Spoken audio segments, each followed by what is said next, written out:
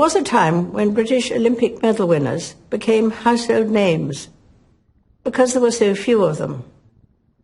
But the 67 medals at this year's Games in Rio and 147 at the Paralympics meant that the GB medalist reception at Buckingham Palace was a crowded and happy event.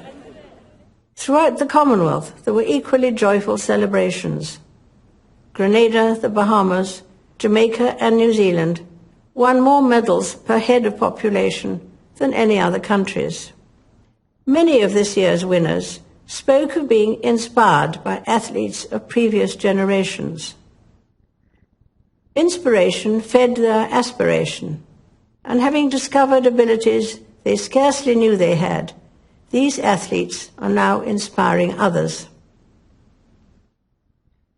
A few months ago, I saw inspiration of a different kind when I opened the new Cambridge base of the East Anglian Air Ambulance, where Prince William works as a helicopter pilot. It was not hard to be moved by the dedication of the highly skilled doctors, paramedics and crew who are called out on average 5 times a day. But to be inspirational, you don't have to save lives or win medals. I often draw strength from meeting ordinary people doing extraordinary things. Volunteers, carers, community organizers, and good neighbors. Unsung heroes whose quiet dedication makes them special. They are an inspiration to those who know them, and their lives frequently embody a truth expressed by Mother Teresa, from this year Saint Teresa of Calcutta. She once said, "Not all of us can do great things, but we can do small things with great love." This has been the experience of 2 remarkable organizations, the Duke of Edinburgh's Award and the Prince's Trust, which are 60 and 40 years old this year. These started as small initiatives, but have grown beyond any expectations and continue to transform young people's lives. To mark my 90th birthday, volunteers and supporters of the 600 charities of which I have been patron came to a lunch in the Mall. Many of these organizations are modest in size, but inspire me with the work they do. From giving friendship and support to our veterans, the elderly or the bereaved, to championing music and dance, providing animal welfare, or protecting our fields and forests. Their selfless devotion and generosity of spirit is an example to us all.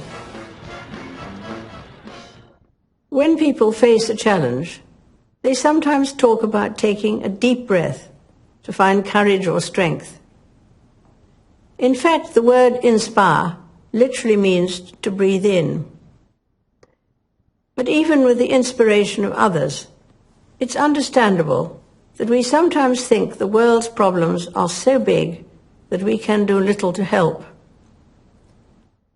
On our own, we cannot end wars or wipe out injustice. But the cumulative impact of thousands of small acts of goodness can be bigger than we imagine. At Christmas, our attention is drawn to the birth of a baby some 2,000 years ago. It was the humblest of beginnings, and his parents, Joseph and Mary, did not think they were important. Jesus Christ lived obscurely for most of his life and never traveled far. He was maligned and rejected by many, though he had done no wrong. And yet billions of people now follow his teaching and find in him the guiding light for their lives. I am one of them because Christ's example helps me see the value of doing small things with great love, whoever does them, and whatever they themselves believe. The message of Christmas reminds us that inspiration is a gift to be given as well as received, and that love begins small but always grows. I wish you all a very happy Christmas.